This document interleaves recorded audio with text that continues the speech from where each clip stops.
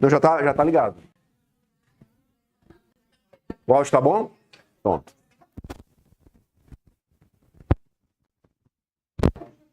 Bom dia, pessoal de casa.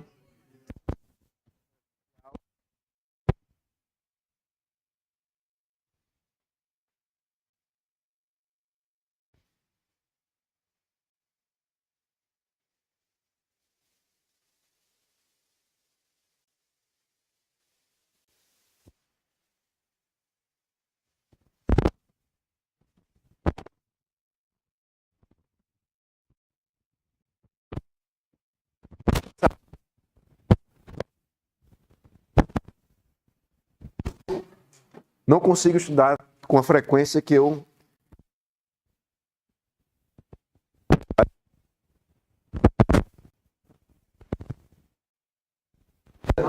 Cada um tem um, seu João. Eu quando vou me concentrar, eu gosto de usar música. Por exemplo, eu paro um pouquinho. Todo tipo de música, seu João. Tem um axézinho, né, velho?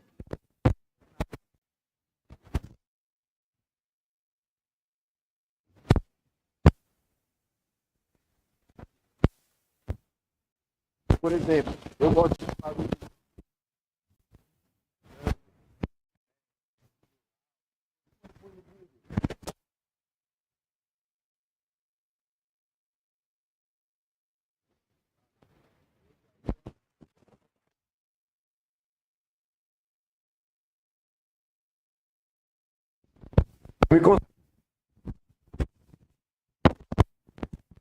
Pessoal, pode ser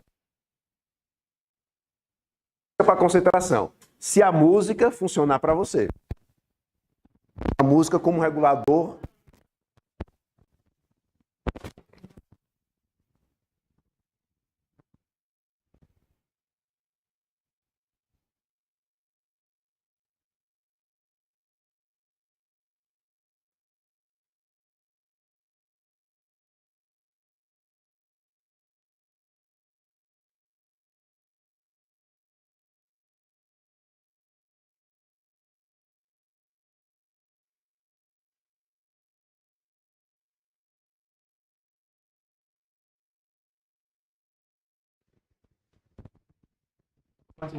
Tá.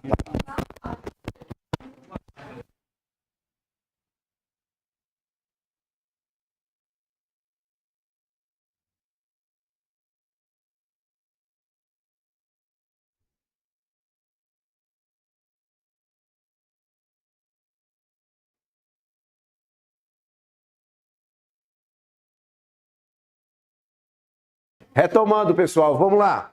Então, direito tributário, aula 1, quinta questão. Lembrando, vamos reaquecer. O que foi que nós vimos na aula 1? Nós começamos a analisar principalmente quais são os tributos autorizados pelo Brasil, autorizados pela Constituição. A cada aula eu quero que você elimine aquela ideia, eu não gosto de direito tributário, aquelas besteiras que a faculdade te trouxe. Não, você precisa gostar de direito tributário, principalmente porque você precisa fazer essas 5 questões. E o que acontece, então? Nós temos 5 tributos, relembra comigo.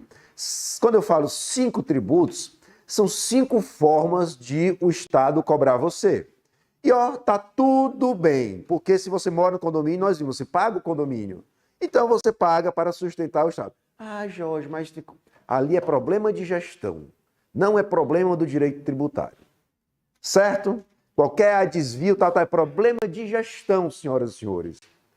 Tá?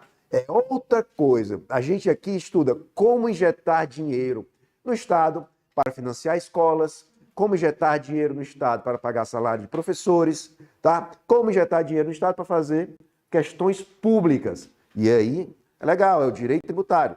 Existem 5 formas, nós vimos. Impostos, e aí eu lembro que eu coloquei no quadro com vocês, imposto. É aquele dinheiro que uma vez você pratica um fato, você paga para o Estado o percentual, e aí quando o dinheiro cai no Estado, é de aplicação livre. Lembramos disso? Beleza. Em seguida, nós temos as taxas. O imposto está no 145, inciso 1. As taxas estão no 145, inciso 2 da Constituição. A taxa, qual é a lógica? O Estado presta um serviço a você e você paga a taxa por conta daquele serviço prestado ou pela simples disponibilização do serviço. E também pelo exercício do poder de polícia. Grosso modo, o Estado te fiscaliza e você paga alguma coisa. No 145, inciso 3 da Constituição, nós temos as contribuições de melhoria. O que acontece? É usado dinheiro público para fazer uma obra pública. Tá? Dinheiro público para fazer uma obra pública. E por conta desta obra pública, nós temos a valorização de um imóvel de um particular.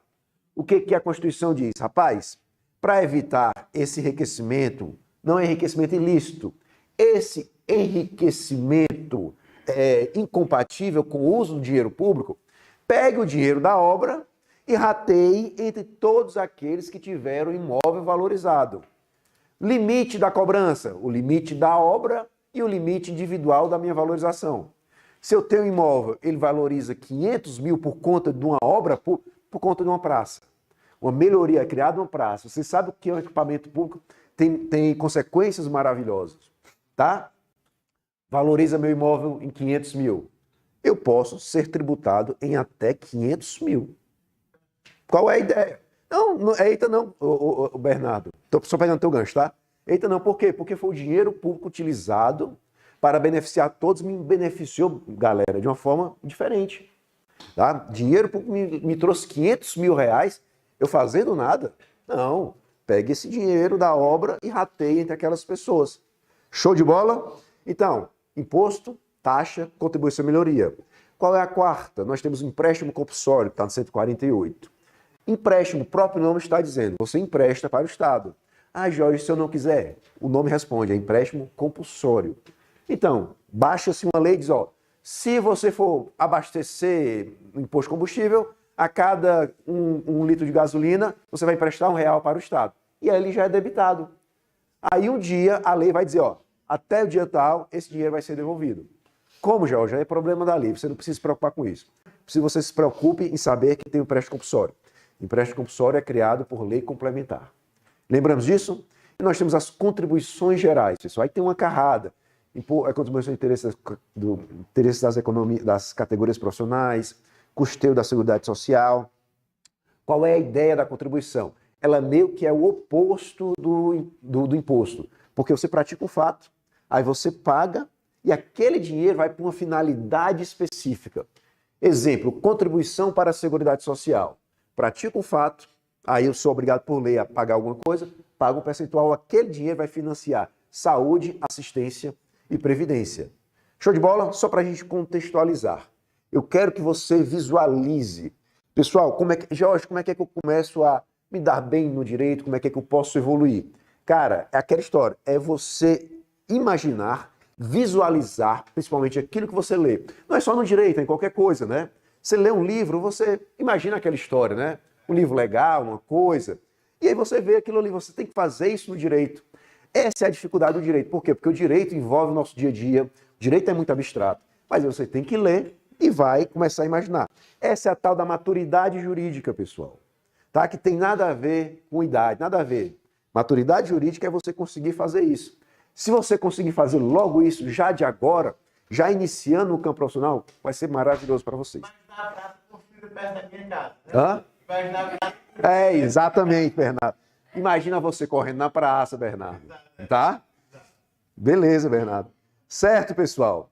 E aí o que acontece? Nós tivemos, em 2023, uma reforma. O que a reforma tributária fez? Principalmente os principais pontos estão aqui para a gente analisar. Tá? Mas nós vimos, basicamente, a reforma tributária ela não veio para diminuir a carga tributária.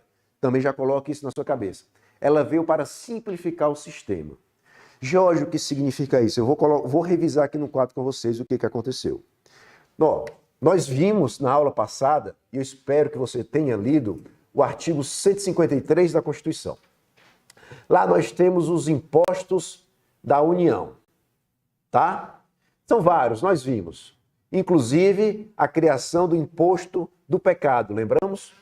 Aí nós temos, no artigo 155, nós temos os impostos dos estados e os impostos do Distrito Federal. Lembre-se, imposto, ou seja, é aquela situação em que você pratica um fato e por conta da lei você paga um percentual para o Estado em sentido amplo e o Estado aplica aquilo livremente. Jorge, quais são os fatos?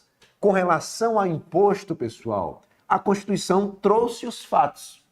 Então você vai lendo 153. A União pode exigir imposto sobre a importação, imposto sobre a exportação. A importação é o que, Jorge? É trazer o bem definitivamente para o país. Ah, chegou alguma coisa da Shein. Qual foi a problemática da Shein recentemente? É porque aumentou o imposto de importação à União. Certo? Então, ali estão os fatos que vão autorizar a cobrança. Operações financeiras, ser proprietário de terra rural. No 150... E aí, meu irmãozinho, você tá bem, cara? E aí, no 155, pessoal, nós temos impostos dos estados e do Distrito Federal. Por isso que nós vimos lá, nós temos o imposto sobre a circulação de mercadorias e serviços. É basicamente, pessoal, o imposto do comércio, tá? O famoso ICMS. Aí aqui nós temos o IPVA, pessoal. Aquele que você também conhece. Todo mundo já ouviu falar de ICMS. Todo mundo já ouviu falar de IPVA. E também o ITCMD, que é o imposto do inventário. Aquele que é cobrado sobre o inventário de doações. E aí no artigo 156, nós temos os impostos dos municípios e do Distrito Federal. Quais são os impostos? O que é que o município e o Distrito Federal podem exigir? Rapaz, nós vimos. Nós temos o imposto sobre serviços de qualquer natureza. Daqui a pouco vocês serão advogados e advogadas. Você vai pagar 5% do que você ganhar para o município de Fortaleza. Cada contrato, ganhou tanto. 5% vai para os cofres municipais. Daquilo que você fechar com o seu cliente. E está tudo bem, tudo ok. ISSQN, se você for pessoa, for prestador individual, tá? E aí nós temos o IPTU, o Imposto de Propriedade Territorial Urbana. Anualmente você paga um percentual ali para o município. E aí nós temos o ITBI, deve ter algum corretor, algum corretor aqui. A cada negociação imobiliária, você sabe que você tem que pagar uma parcela para o município daquela venda. E também está tudo bem, porque é o que está previsto na Constituição. Show de bola? E nós vimos, inclusive, nós temos o IPI, Imposto sobre Produtos Industrializados. Alguém industrializa uma coisa e vende, daquela venda um percentual vai para a União. Mais uma vez, está tudo bem, faz parte do jogo. Direito tributário sempre existiu. Direito tributário, inclusive, explica a história do mundo em várias situações. Tá bem claro isso? Foi que a reforma tributária fez, pessoal. E a gente estou trazendo isso para a gente já antecipando as questões. Várias coisas. Nós temos que, com relação ao IPI, pessoal, a tendência dele é ele ser zerado.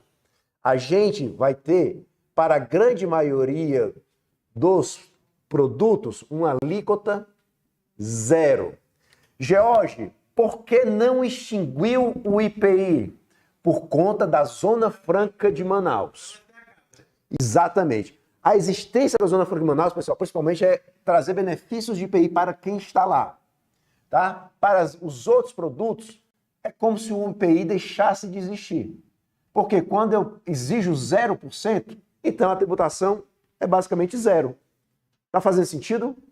Ok. Então, a reforma mexeu no imposto a produtos industrializados, que é o imposto da União previsto em 153. E com relação ao imposto dos estados e do município. Cara, ela vai pegar o ICMS e o ISSQN. E, vai unificar esse imposto. E é imposto sobre bens e serviços. Trouxe agora o IBS. Vou anotar aqui, Imposto sobre bens e serviços. Bens e serviços. Tranquilo? IBS. Nós temos também com relação às contribuições. Daqui a pouco eu cuido disso. Daqui a pouco eu cuido das contribuições. Isso. Então, um imposto do Estado vai morrer e o imposto do município vai morrer. E aí eles vão ser unificados. Vou já chegar lá. Ó, Jorge, o que significa dizer hoje que o ICMS é do Estado? Significa, pessoal, olhem para cá, que cada Estado tem uma lei de ICMS. Se eu tenho, basicamente, 26 estados e o DF, nós temos hoje 27 leis sobre ICMS. Ou seja, basicamente, para vocês visualizar, cada estado é uma lógica diferente. Existe uma lógica central, mas existe uma lógica diferente. Ah, eu estou vendendo para o Rio Grande do Sul. Como é que o Rio Grande do Sul faz? Hoje, quem trabalha com isso tem esta preocupação. Ok? Bacana. E, Jorge, e o ISS? Rapaz, hoje se exige, então, que cada município tenha sua lei de ISS. Então, nós temos mais ou menos, pessoal, 5.500 leis de ISS. Aquiraz é de um jeito, Caucaia é de um jeito, Eusébio é de um jeito, Guaramiranga é de um jeito, se você for prestar serviços. Beleza? É de um jeito, se você for prestar serviços. Beleza? Então, nós temos esse problema hoje. É um empreendedor brasileiro, você ajudando a pessoa a trabalhar nisso. Rapaz, vou trabalhar com Goiás. Então, deixa eu ver como é que Goiás trata isso. Fez sentido? Reforma tributária. É uma lei só. Uma lei. De norte ao sul do Brasil, de leste a oeste. Tratando um só imposto. Simplificou demais. Tá? Inclusive, sei que não acontece isso aqui com vocês, mas antes de criticar, procure entender. Tá? Isso aqui, para quem trabalha, pessoal, isso aqui é uma simplificação. É uma diminuição dos custos. Ah, Jorge, uma empresa grande teria no mínimo 27 advogados, se ela trabalha em todo lugar, para compreender os 27 leis. Doravante, daqui a pouco vai diminuir o corpo jurídico dela. Isso é diminuição do custo, pessoal, custo de conformidade. Fez sentido? Beleza, então aí vem a pergunta. Tá certo, Jorge, é um imposto que vai ser rateado entre os estados e os municípios. Vai sim.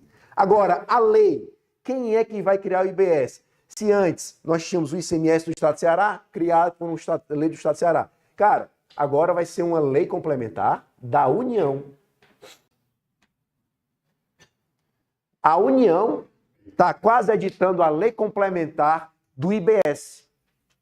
Olha qual é a lógica, pessoal. A União está criando um imposto para os estados e para os municípios. Tá bem claro? Ela está editando as regras do jogo.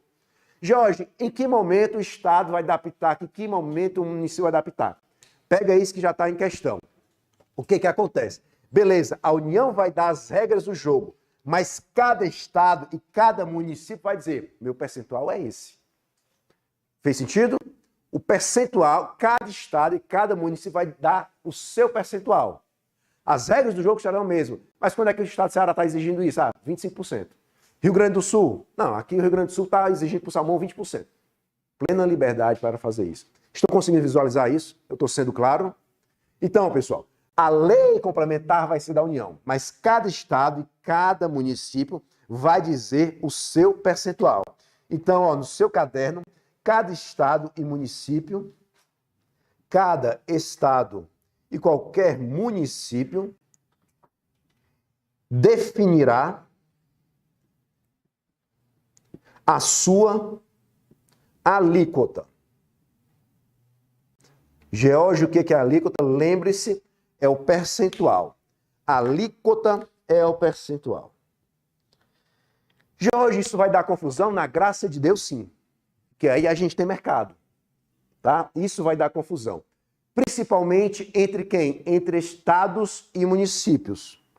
Como é que isso vai ser gerido? O que foi que criaram para ver se junta Estado e município para dialogarem, pessoal? Olha, essa lei, o IBS, pessoal, vai ter o comitê gestor do IBS. Estados e municípios juntos. Tá bem claro? Vai ser criado um órgão em que vai conglobar representantes dos estados, representantes dos municípios, para quê? Para gerir o IBS, para fazer a distribuição disso. Faz sentido, então? Criar um órgão? Beleza. Jorge, e se tiver briga entre os estados e o comitê gestor do IBS. É possível? Com certeza. Quem é que, de acordo hoje com a Constituição, vai resolver o problema entre estados e municípios e o comitê gestor do IBS? Pessoal, o STJ. Então, a resolução de conflitos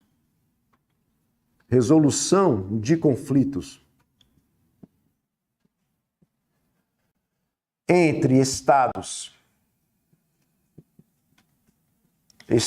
municípios e o comitê será dirimida, será resolvida, será feita, né? Será feita pelo Superior Tribunal de Justiça, STJ. Meus amigos, minhas amigas, fez sentido isso?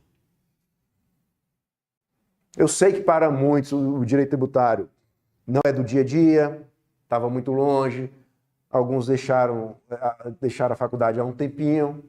A ideia, lembre-se, eu falo para todos. Tá? Tem que falar todos, né? Para todos e todas. Tá fazendo sentido?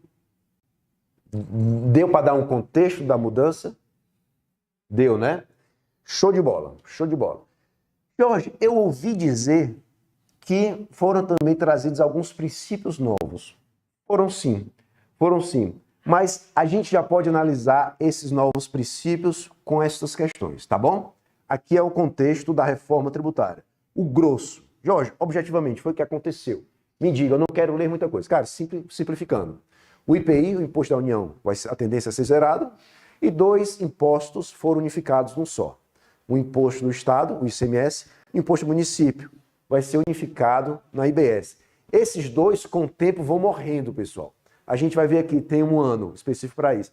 Eles vão morrendo e esse vai nascendo, vai se fortalecendo. Vai ter um momento em que eles morrerão e aqui vai estar em plena vigência. Sim, se você percebeu isso, nós viveremos entre 2 sistemas por um bom tempo. Tá bem claro?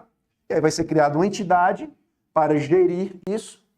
Essa entidade vai ser formada pelos estados, pelos municípios, justamente porque é o imposto dos 2, mas pode acontecer de os estados e municípios brigarem com seus representantes. Quando isso acontecer, quem vai dirimir? STJ. Show? Vamos para a questão. E a União ganha? Não é imposto da União. Percebeu? Boa tua pergunta, teu nome? Lorena, boa tua pergunta. O que acontece, Lorena? A União vai editar as regras. Por quê? Porque a ideia não é nacionalizar, não é simplificar. Então, como é que eu simplifico? Cara, para simplificar, joga nas mãos do Congresso para ele dar a lei nacional. Pronto. Show de bola? Por que ficou na União? Porque justamente quem é o Parlamento Nacional está nas mãos da União. Só isso, minha amiga. Depois a União criar a lei, ó, toma estados, municípios, o filho é teu. E aí eles vão cuidar isso com o comitê gestor. Melhorou, minha amiga? Pessoal, quem chegou depois, vocês perceberam que a gente está sem projetor, então aí eu peço a gentileza de você abrir sua Constituição no seu celular, porque é muito importante que você leia isso comigo. Tá? Então, já começando aqui, pessoal de casa está tendo a minha projeção. Vamos lá, reforma tributária. Nós estamos na questão 5 da aula 1. Leia comigo. Considerando as disposições da reforma promovida pela Emenda Constitucional 132/2023, no Sistema Tributário Nacional, marque V para as afirmativas verdadeiras e F para as afirmativas falsas. Tá? Primeira afirmativa. O Sistema Tributário Nacional deve observar os princípios da simplicidade, da transparência, da justiça tributária, da cooperação e da defesa do meio ambiente? Sim ou não? Por gentileza, eu peço que vocês abram a Constituição no artigo 145. Aqui, ó, eu vou pedir para você abrir a sua Constituição no artigo 145. Não abriu aí?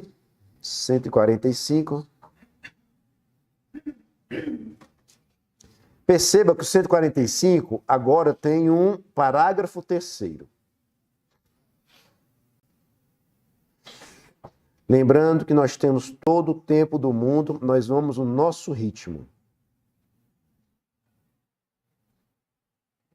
Veja, 145, lembra? 145 é o artigo aí que abre a parte constitucional da tributação, né?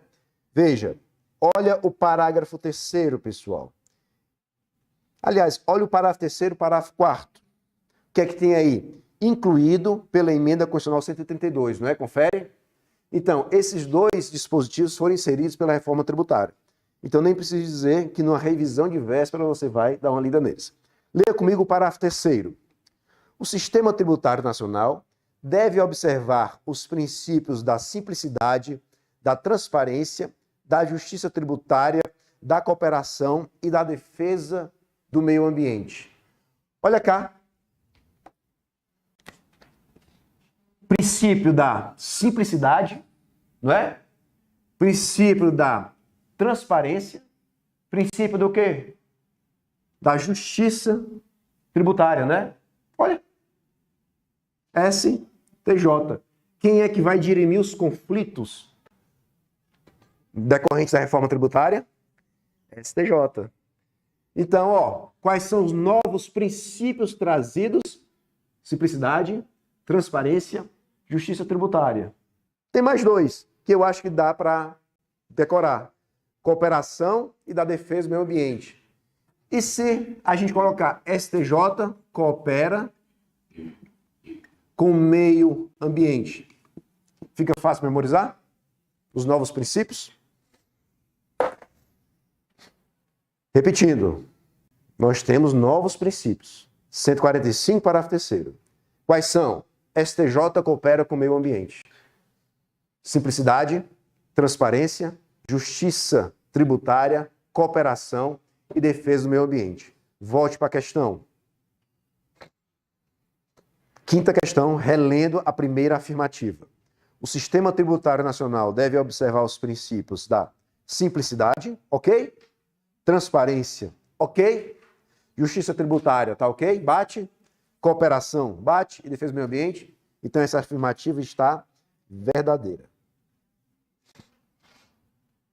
Verdadeira. Sigamos.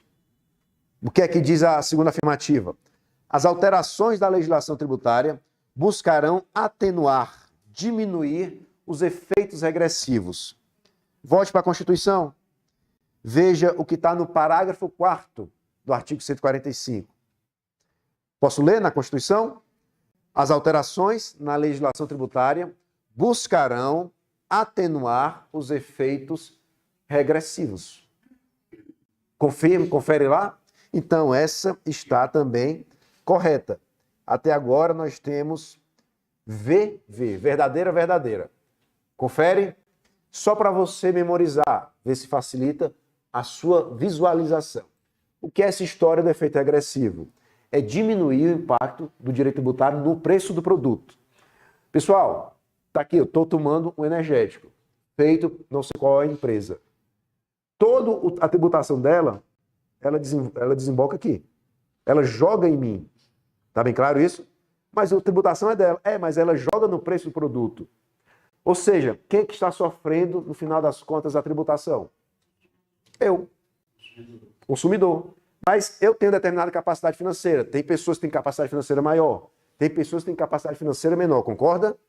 Veja, eu, George, estou sofrendo o mesmo impacto que uma pessoa com menos recursos está sentindo. Isso é efeito regressivo. A reforma tributária quer o quê? Quer diminuir isso. Conseguiu visualizar? Ou seja, diminuir a carga tributária no consumidor. Isso é a diminuição dos efeitos regressivos. Posso seguir? Estou gostando da cara de vocês não, ó.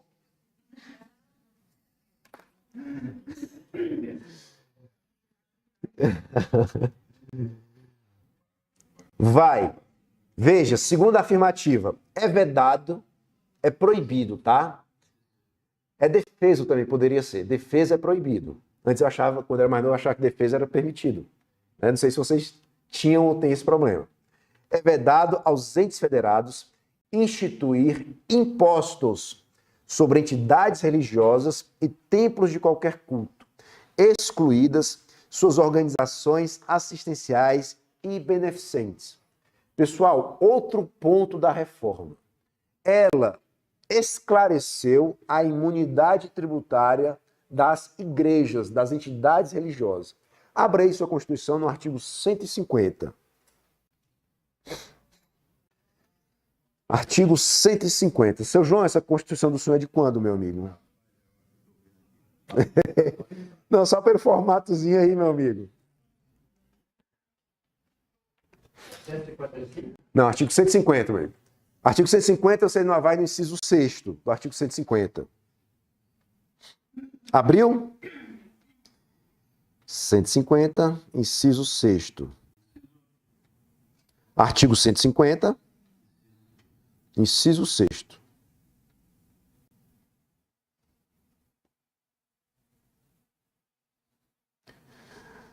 No artigo 150, inciso 6º, você vai ver que lá está as imunidades.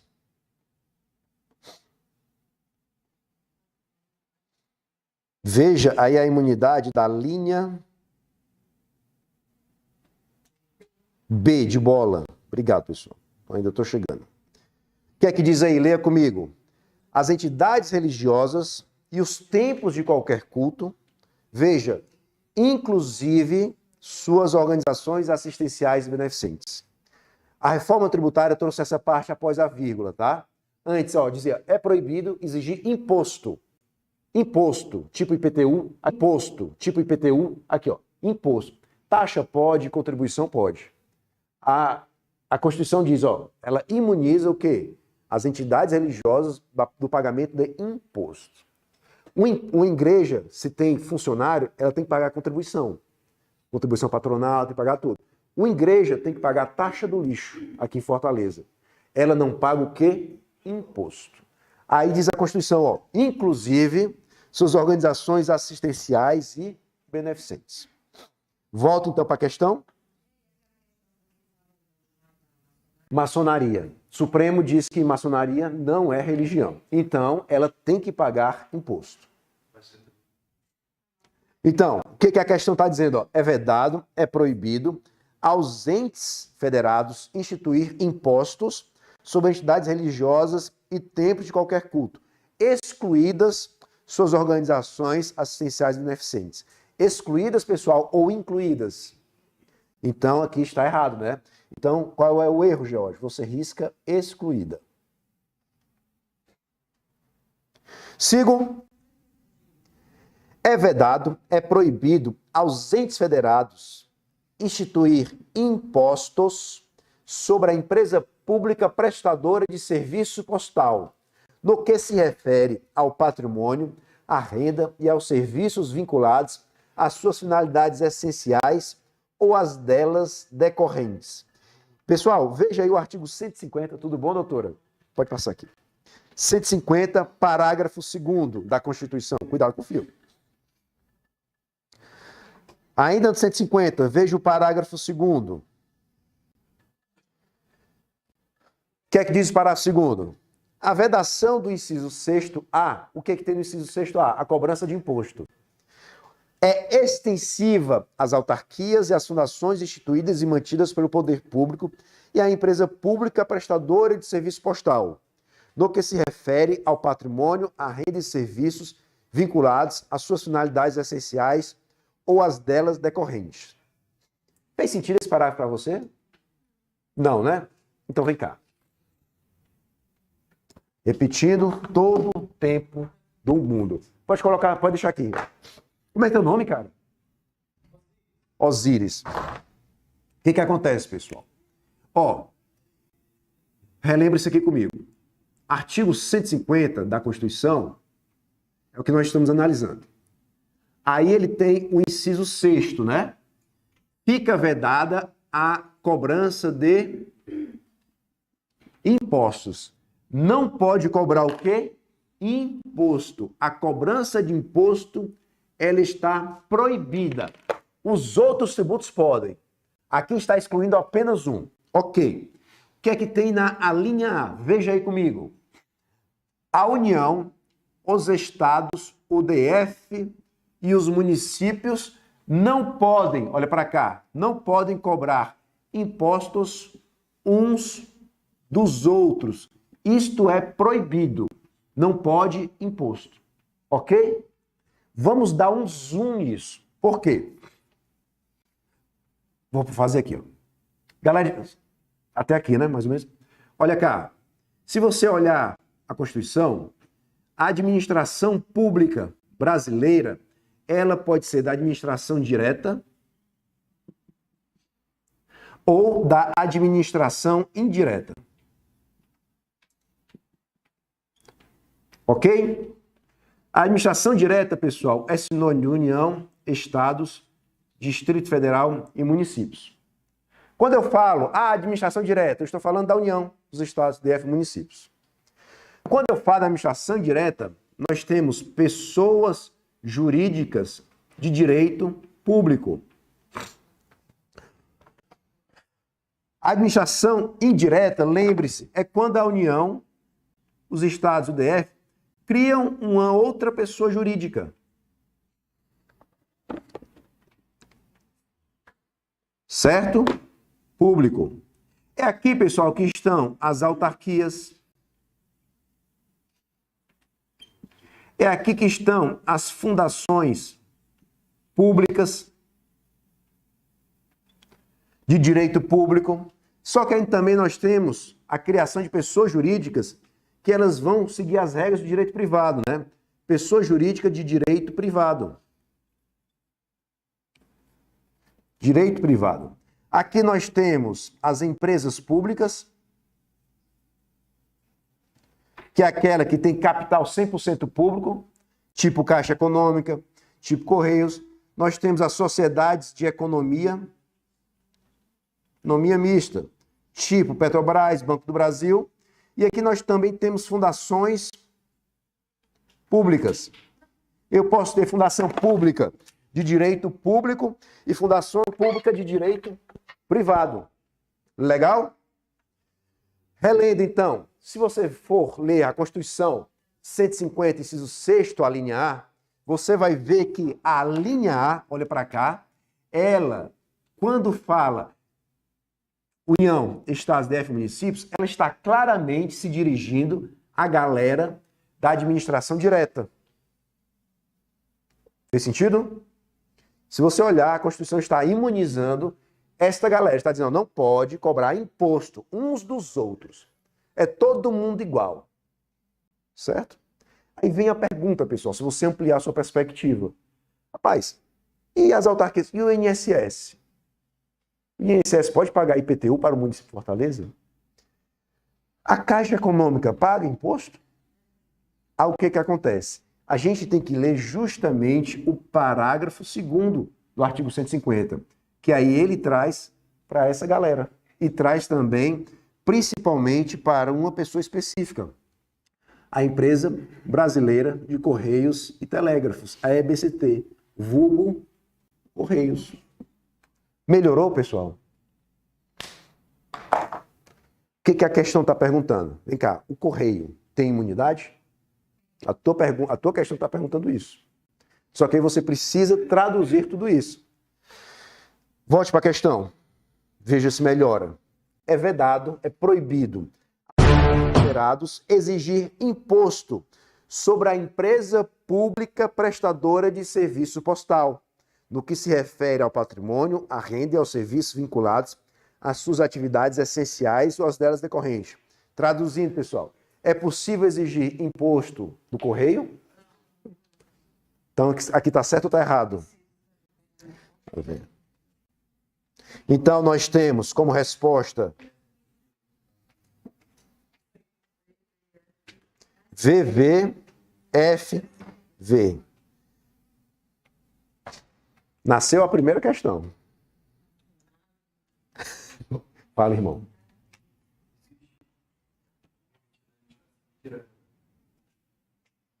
Cobrar um imposto que não seja vinculado às suas finalidades essenciais. Aplicações financeiras, por exemplo, meu amigo. Compra e venda de imóveis. Isso faz parte da atividade dos Correios?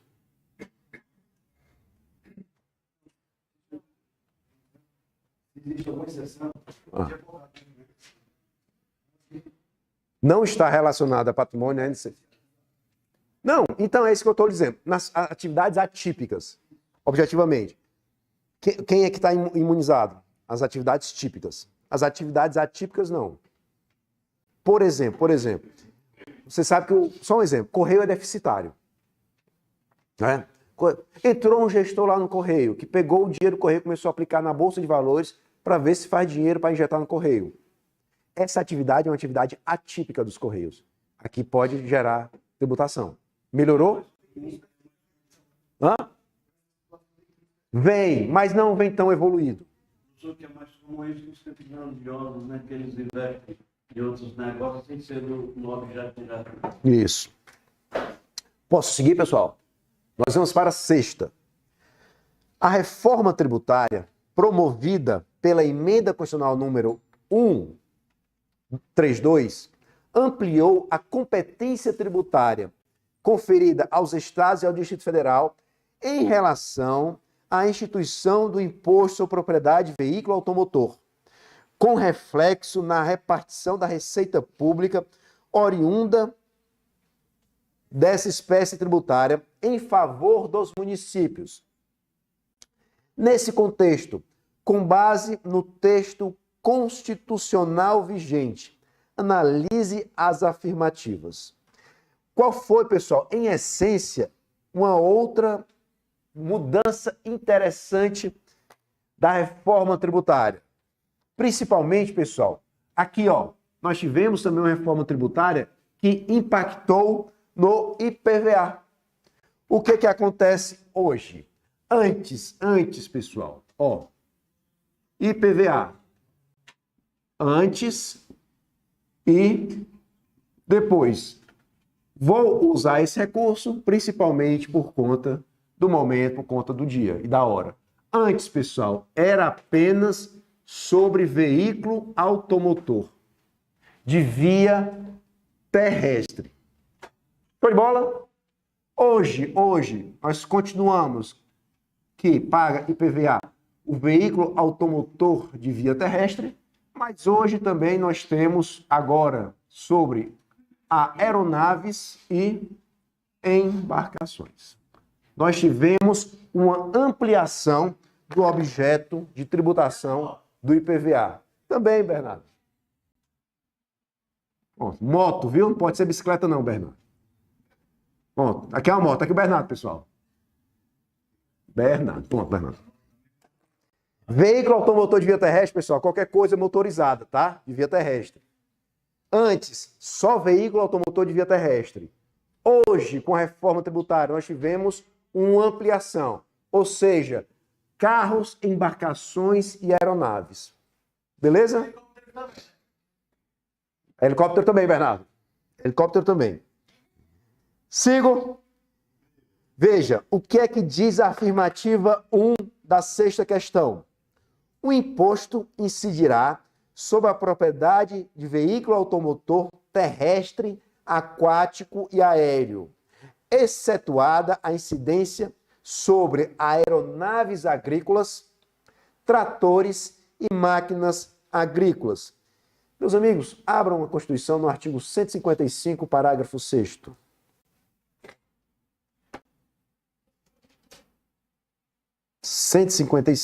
Parágrafo 6º. Por isso que é interessante você abrir no seu celular.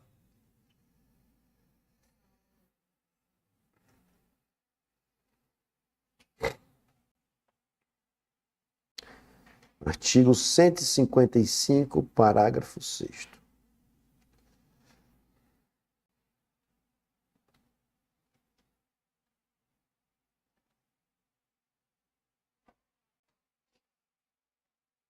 Abriram? 155, perceba, Impostos dos Estados, parágrafo 6º.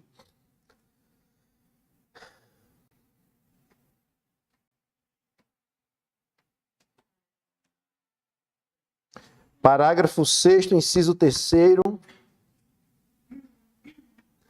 a linha A e D. Abriram aí? O que é que diz o 155, inciso 3º, parágrafo 6º, inciso 3º? Ele incidirá sobre veículos automotores aquáticos e aéreos. Confere? Veja, a linha A. Excetuados, leia comigo, aeronave agrícola e de operador certificado para prestar serviços aéreos a terceiros. E o que é que tem, diz a linha C? A linha D? Tratores e máquinas agrícolas.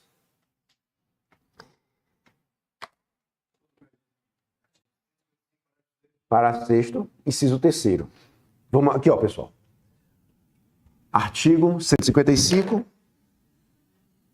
artigo 155, parágrafo 6º, inciso 3º, alíneas A e D de dado. Todos na Constituição. Parágrafo 6º.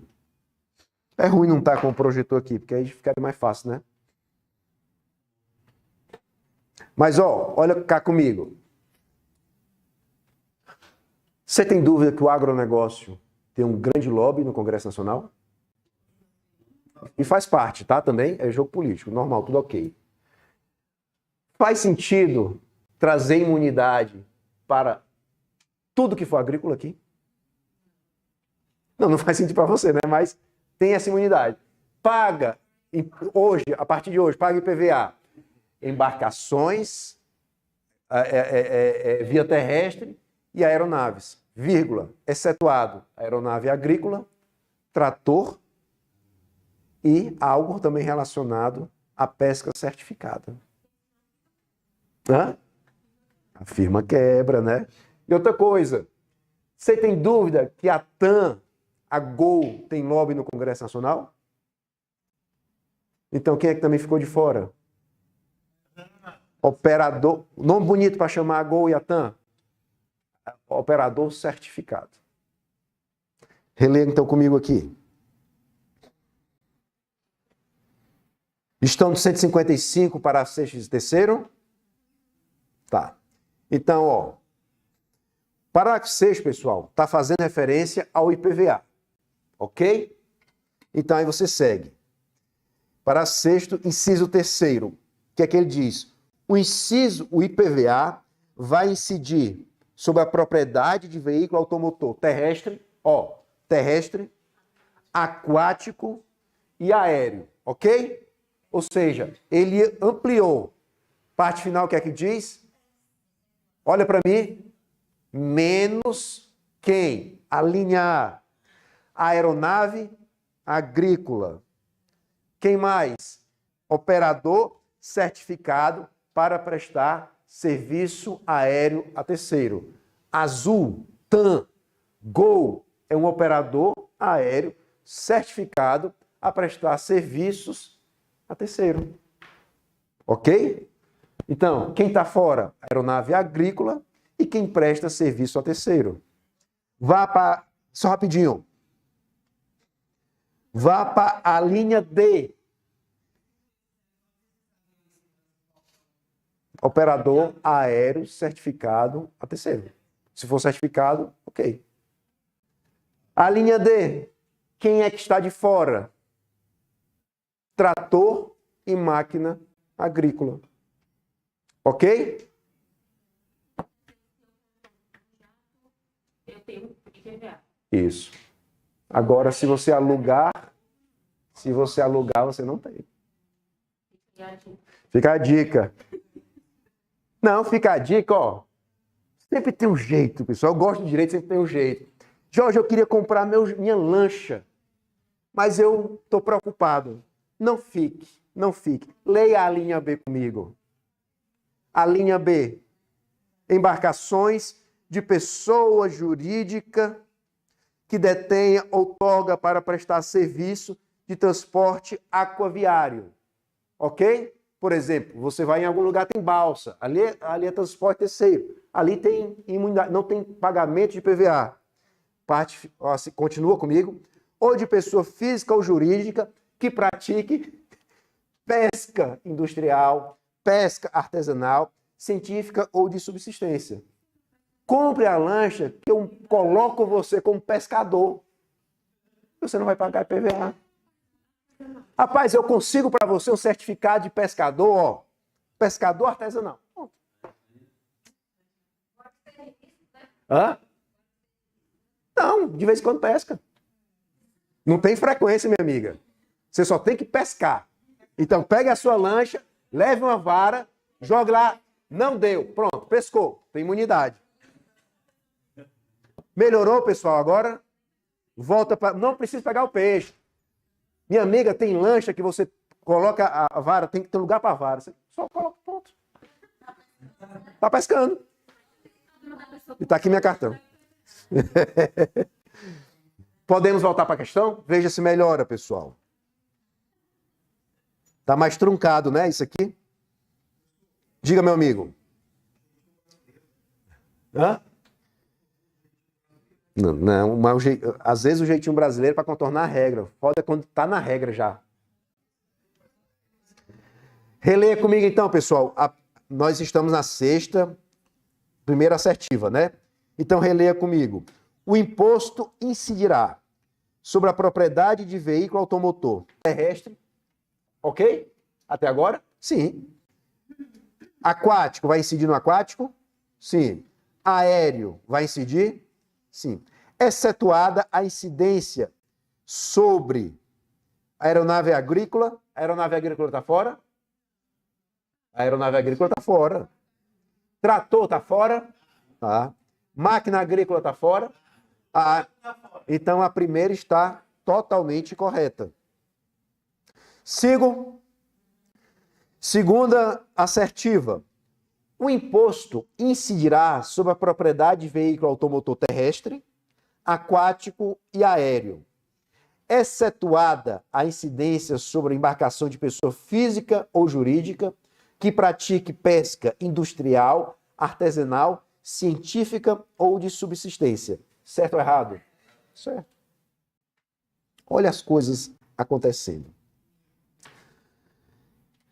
Terceira, o imposto sobre a propriedade de veículo automotor terá alíquotas mínimas fixadas pelo Senado Federal e poderá ter alíquotas diferenciadas em função do tipo, do valor e da utilização e do impacto ambiental.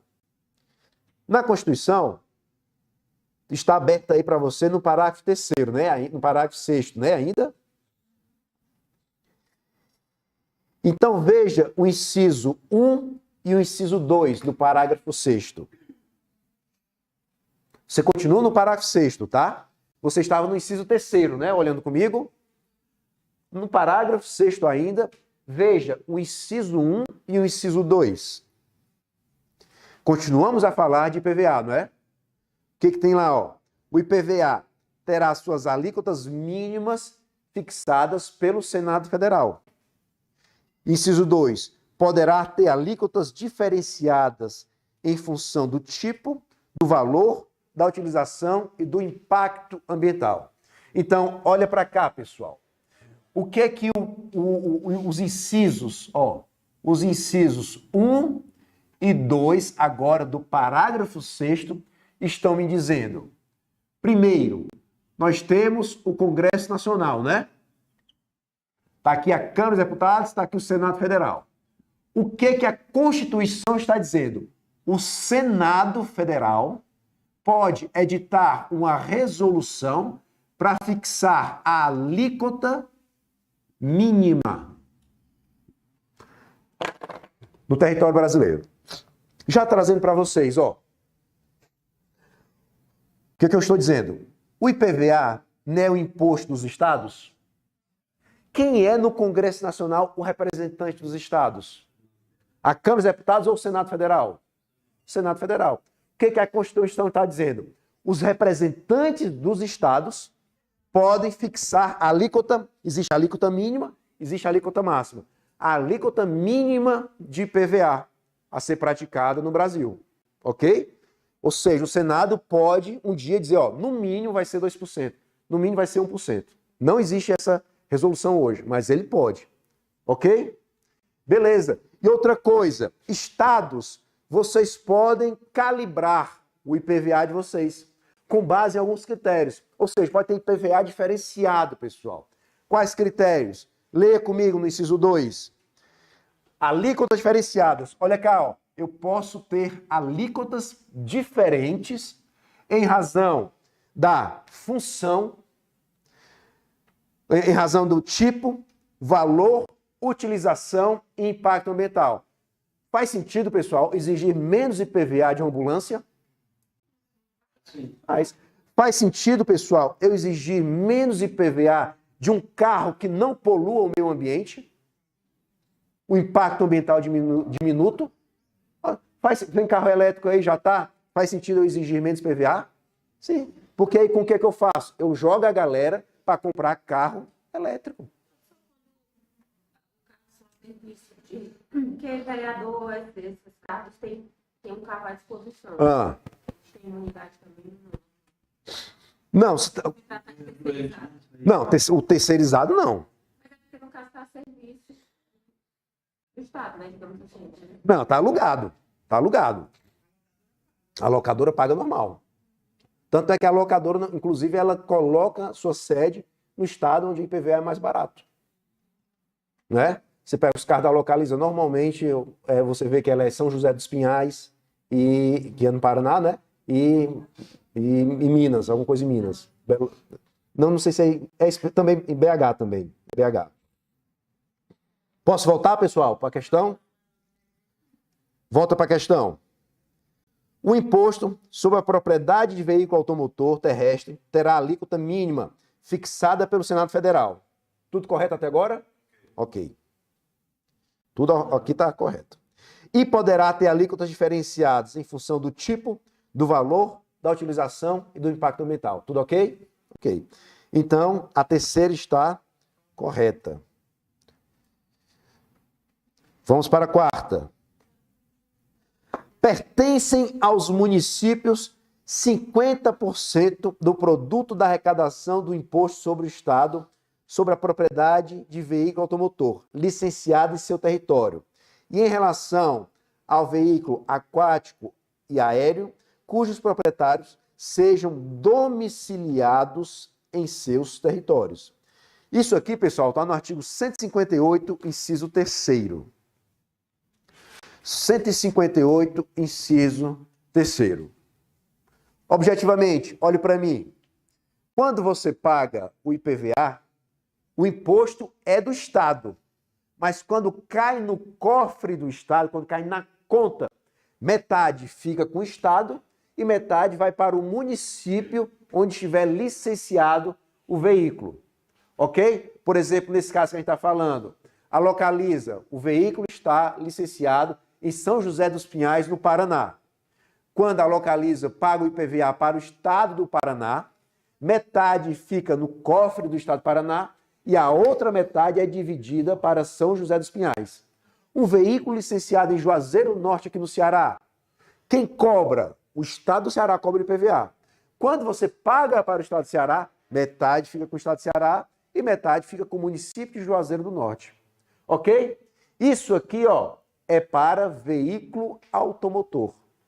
Jorge, e com relação a embarcações e aeronaves? É o estado do domicílio do proprietário, tá? Então, para veículo é onde está licenciado. É onde está licenciado, o município do licenciamento. E para embarcações e aeronaves, município do domicílio do proprietário. Eu tenho uma lancha. Sou domiciliado em... Seja o que for, seja o que for. Pronto, lá, tá? Metade fica com esse município. Oi? Aéreo no domicílio. Domicílio. 158, inciso 3º. Então, isso aqui está correto. Ó, pessoal, se está um pouco mais parado, me perdoem, porque aqui a reforma tributária a gente tem que ir com calma, tá? Resposta?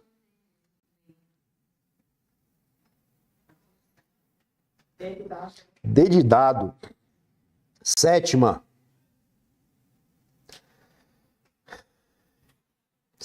vai.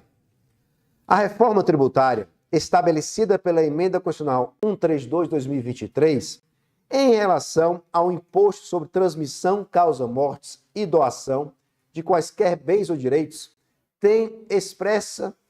Ah, vixe, que é isso?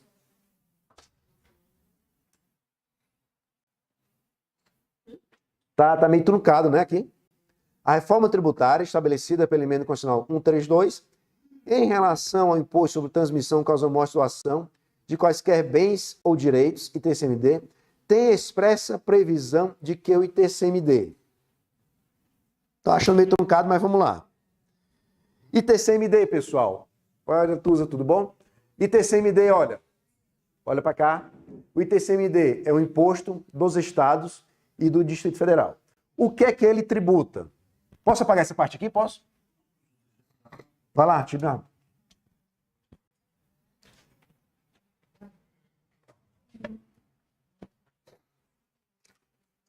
Galera de casa faz o print.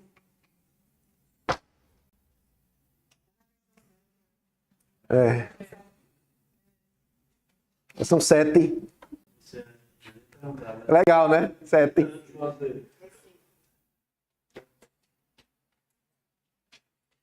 É o tio mineirês também, que é legal, né? Quase. Apagando aqui.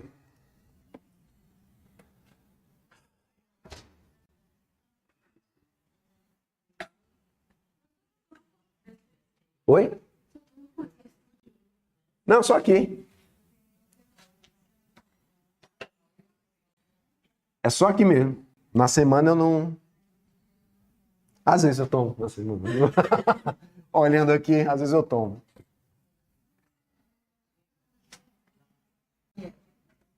Mas eu tenho desculpa. É sem açúcar. A gente...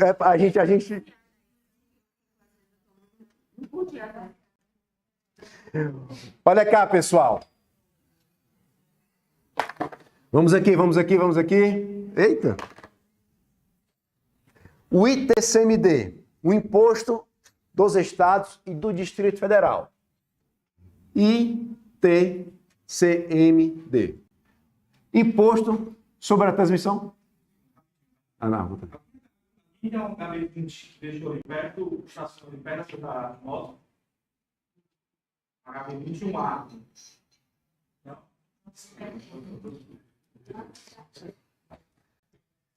Uma vez eu estava num curso, aí o cara entrou também. De quem era determinado carro. Porque tinham levado, né? De quem era? É meu.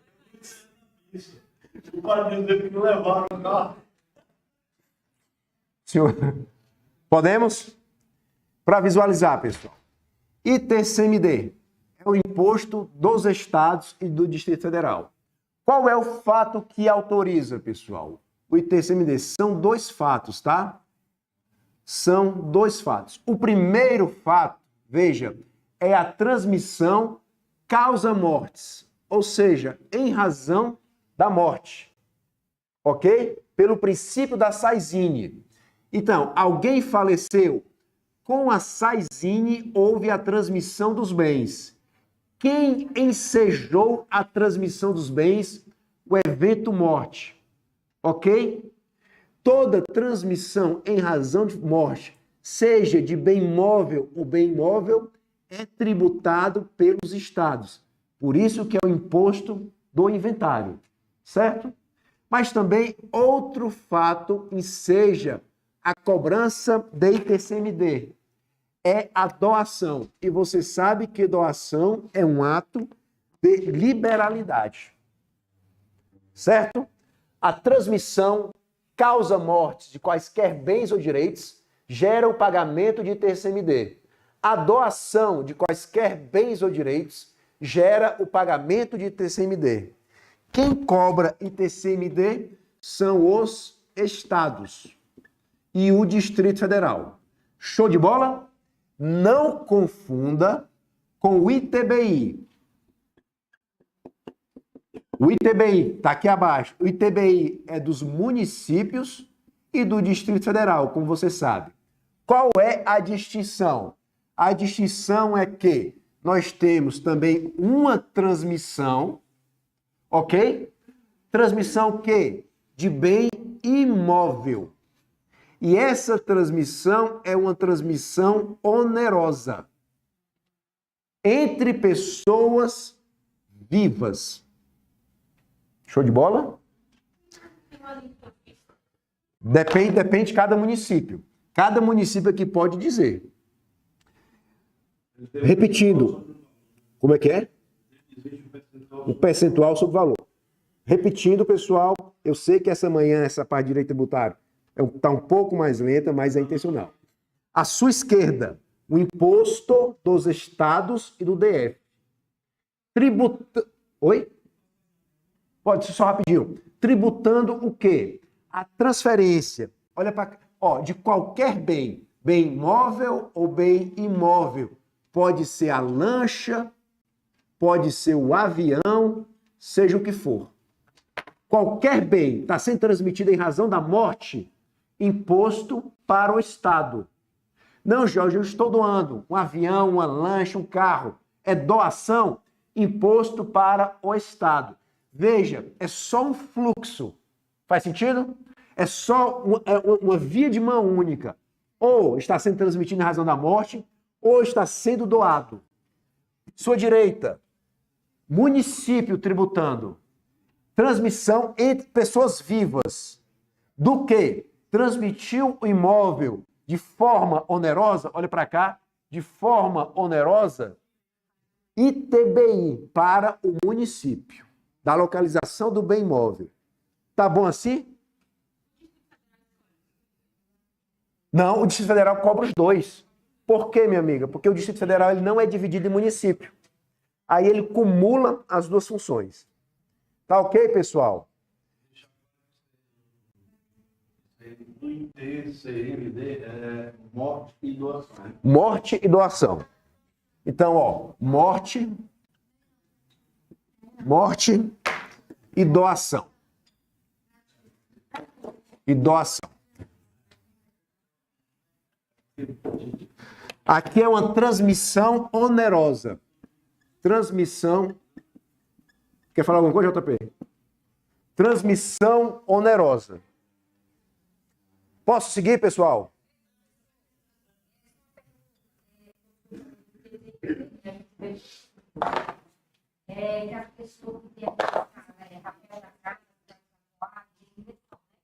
O município pode dar.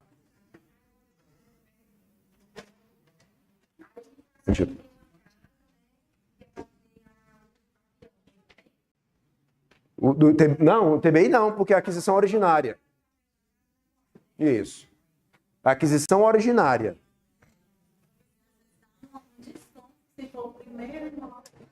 Isso, aí depende de cada município, pessoal. Pode perguntar.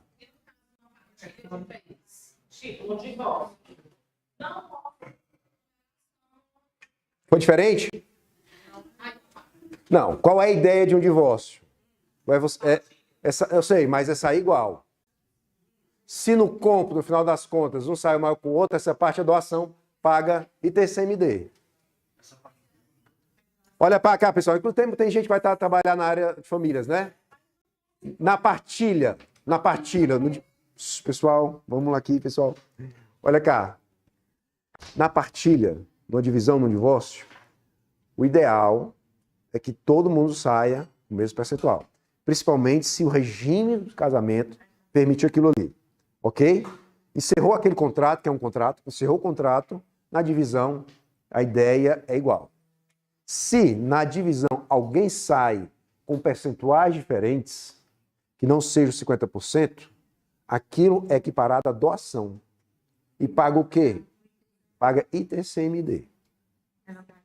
Paga o quê? Para o Estado. Então, lá na partilha do divórcio, você vai ter que recolher um tributo para o Estado de Ceará, por exemplo, se for aqui. Ok?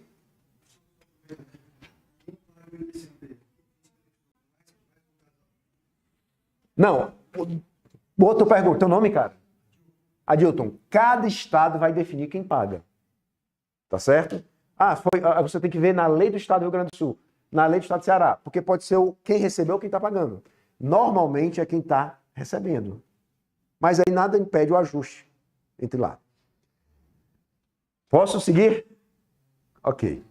O que acontece aqui, pessoal? O que acontece aqui, principalmente? Lembra no IPVA que eu falei que no IPVA o Senado pode fixar a alíquota mínima? No ITCMD, o Senado Federal fixa a alíquota máxima.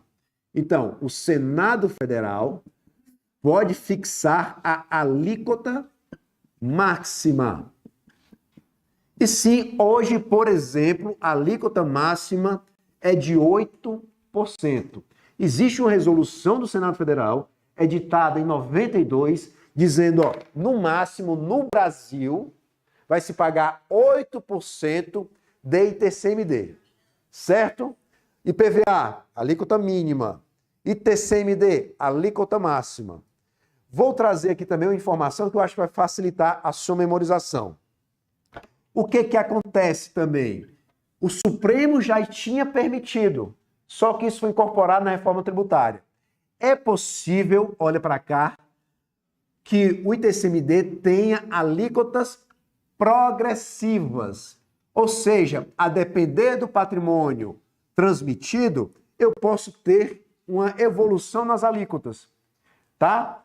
A título exemplificativo, no estado do Ceará, é 2%, 2,4%, 6% e 8%. Bate com a alíquota máxima fixada pelo Senado. Então, a depender do patrimônio do teu inventário que você vai trabalhar, vai ser 2, 4, 6 ou 8%. A gente chama disso, está aumentando? Faz sentido eu dizer que é uma progressividade? Então, é permitido a alíquota progressiva em termos de ITCMD. E, por coincidência, nós vivemos num estado em que as alíquotas são progressivas. E ela respeita o teto máximo fixado pelo Senado Federal. Por quê? Porque, pela Constituição, o Senado, representante dos estados, pode fixar, a título de ITCMD, a alíquota máxima. Não confunda com o IPVA, que ele fixa a alíquota mínima. Ok? Certo? Diga, meu amigo. Enquanto o IBS, se esse mesmo critério. Não, no IBS é outra lógica. É outra lógica, tá? Aqui eu tô falando de TCMD. Teu nome, cara? Henrique, cara, o que acontece, Henrique? Olha aqui, meu amigo. Com relação a IPVA e TCMD, quem manda são os estados. Com relação ao que vai sobrar IPTU e ITBI, quem vai mandar é o município. A União só vai botar regra para ICMS e SSQI com relação à unificação. Tá, meu amigo? O restante continua na mão dos estados. Então, Henrique, tem o ITCMD do Rio Grande do Sul, tem o ITCMD do Rio Grande do Norte, tem o ITCMD de Pernambuco. Show de bola? Tipo assim, quando você estiver advogando, a depender, você vai ter que ver a lei de cada coisa. Não. Ok? Sigo? Vamos na sétima. A reforma tributária estabelecida pela Emenda Constitucional 123 em relação ao ITCMD tem expressa previsão de que A. Não será progressivo. Certo ou errado, pessoal? Errado, que pode ser progressivo. Anote aí, está no 155, parágrafo 1º, inciso 6º, para você ler comigo. O erro está no não, porque ele pode ser progressivo. 155, parágrafo 1º, inciso 6º.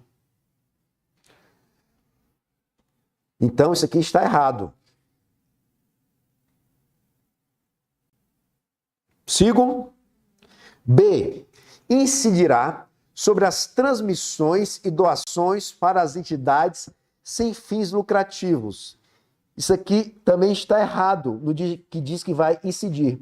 Se você for à sua Constituição, 155, parágrafo 1º, inciso 7º, você vai ver que tem uma imunidade para doação para instituições sem fins lucrativos.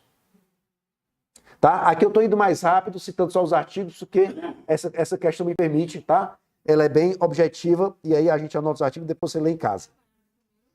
Parágrafo 1º, minha amiga. Isso. Parágrafo 1º, inciso 7º. C. O ITCMD incidirá relativamente a bens móveis, títulos e créditos, compete ao Estado onde era domiciliado o herdeiro ou tiver domicílio o donatário. Vamos no 155, parágrafo 1º, inciso 2. –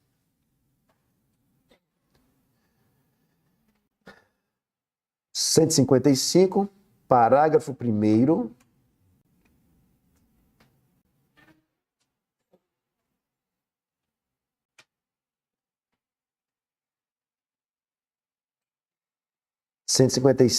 Parágrafo 1º. Inciso 2. Olha cá. O que é que nós temos aqui, ó? Diz a Constituição que, com relação ao ITCMD, parágrafo 1º, inciso 2, relativamente a bens móveis, títulos e créditos, compete ao Estado onde era domiciliado o de cujos, ou tiver domicílio o doador ou o Distrito Federal. Olha para cá, pessoal. Quem é, respondendo a pergunta do meu amigo aqui, não sei quem, esqueci tudo, com relação a bem móvel, aqui, ó, com relação a bem móvel. Quem é o Estado credor? Veja, leia comigo. Relativamente a bem móvel, título e crédito, compete ao Estado onde era domiciliado quem?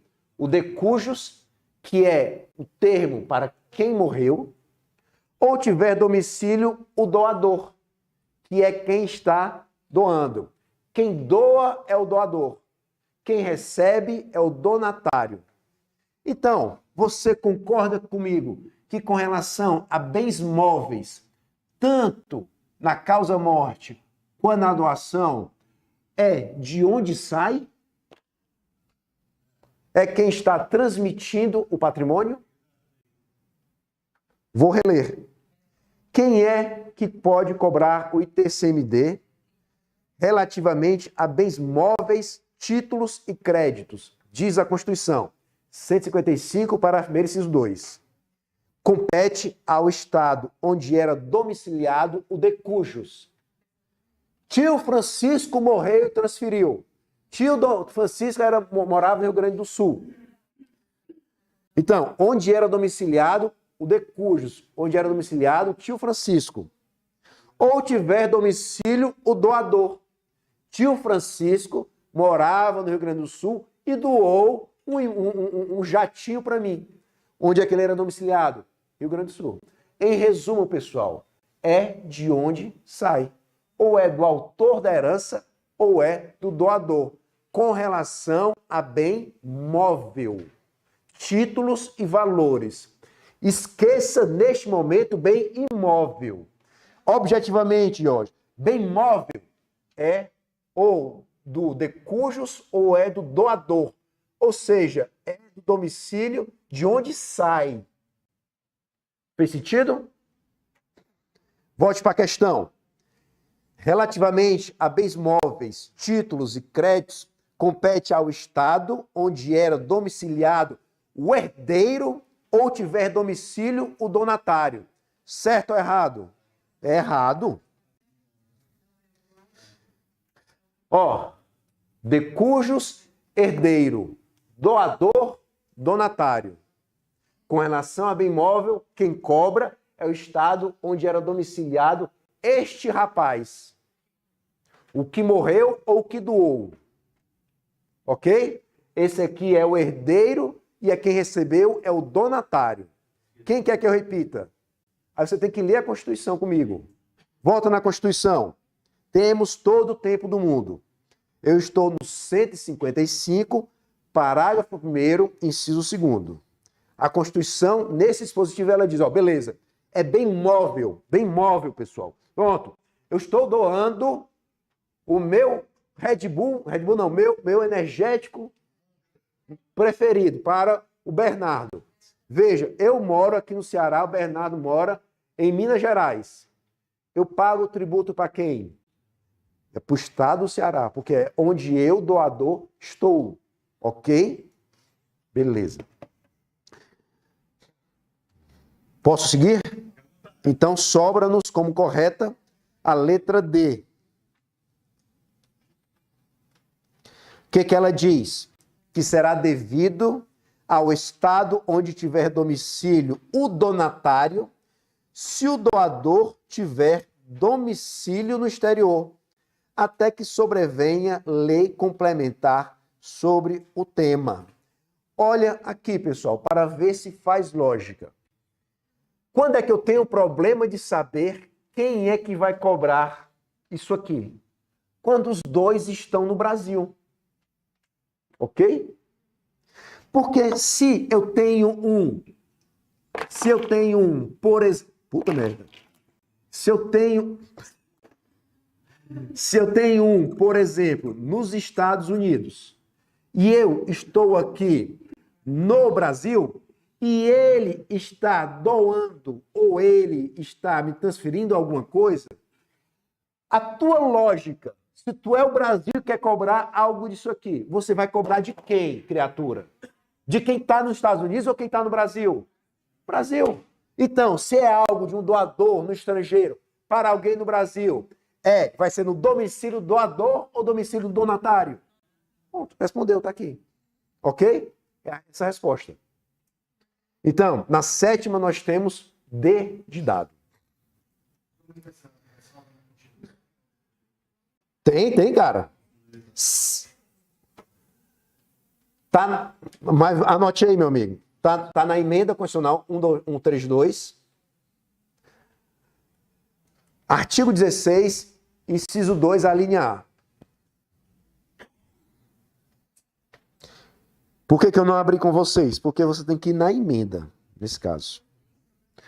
Artigo 16, inciso 2, a linha A. 132. O que acontece, pessoal? Deixa eu só contextualizar. Ó, nós temos a emenda constitucional, né? Normalmente, a emenda vem, ó, fica alterado, não é assim? Aí ela traz as alterações. Essas alterações vão para o corpo da Constituição da República. Show de bola? Só que, às vezes, a emenda tem alguns artigos também, que eles não entram no corpo. Esta previsão que eu acabei de vos dar, do artigo 16, inciso 2, a linha C, está na emenda constitucional 132.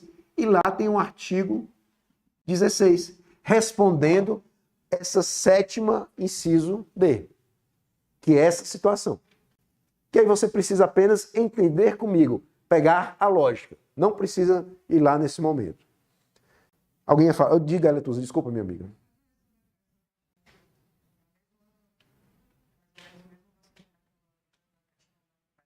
Isso, do Estado estrangeiro. O que acontece? Obrigado.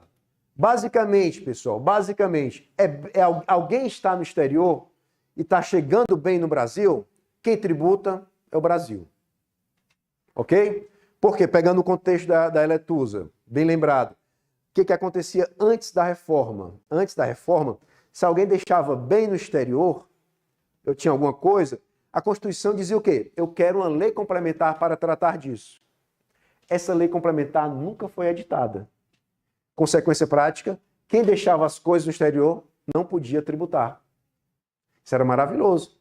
Que o que acontecia? Quem tinha cacau, botava a empresa lá fora, botava todos os bens nessa empresa, quando morria aqui no Brasil, pagava quanto de tributo?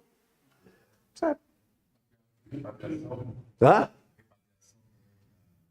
Não, a repatriação é outra coisa, né? É outra coisa. Aqui a gente fazia road patrimonial lá fora, no Uruguai, por exemplo. Maravilhoso. Para o Uruguai tem um espaço de zona privilegiada, né? Tu botasse privilegiado e jogava para lá. Ok? Uma horinha de aula. Se levantem um pouquinho aí. Se levante. Aliás, vai já terminar, né? Vai já terminar. Peraí. Já ainda uma pausa.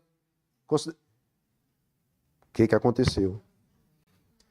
Vocês estão cansados, é? Aqueles caras bem chatos, né? De quê? Porque não tem aquelas pessoas, né, que você chega, porra, eu tô cansado. A pessoa de quê? Ah, porra. Vamos aqui na 8ª, para encerrar. Aí a gente dá um tempo. 8ª, para encerrar, vai. E tomar bem café. 8ª. Em relação à reforma tributária promovida pela Emenda Constitucional 132, assinale a alternativa correta. A.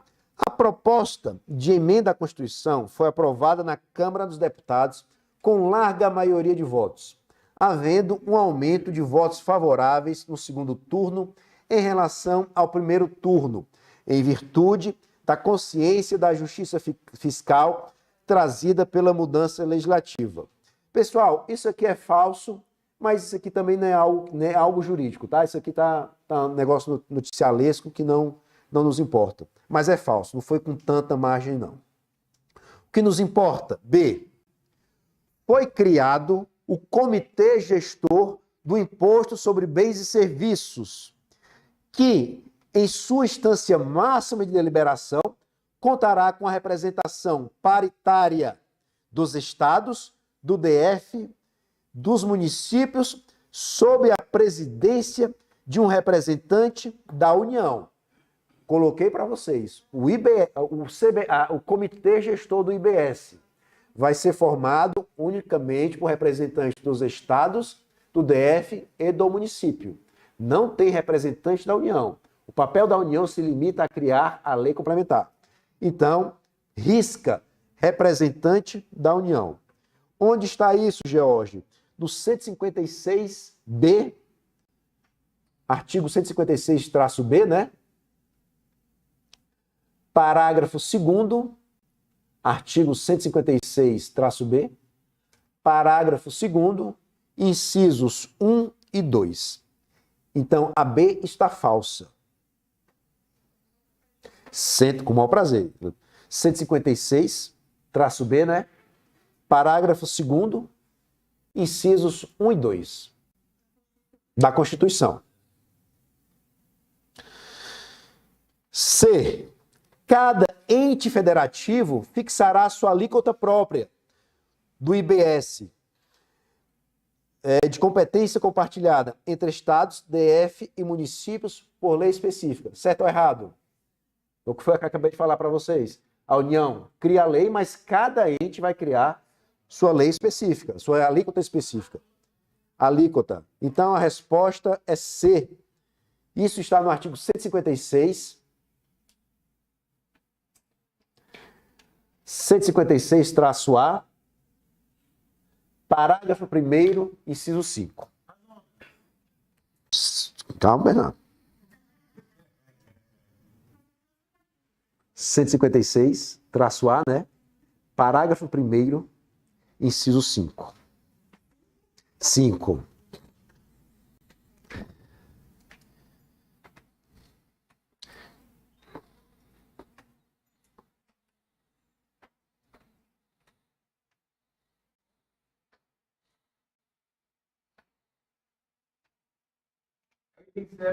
Aí tem C.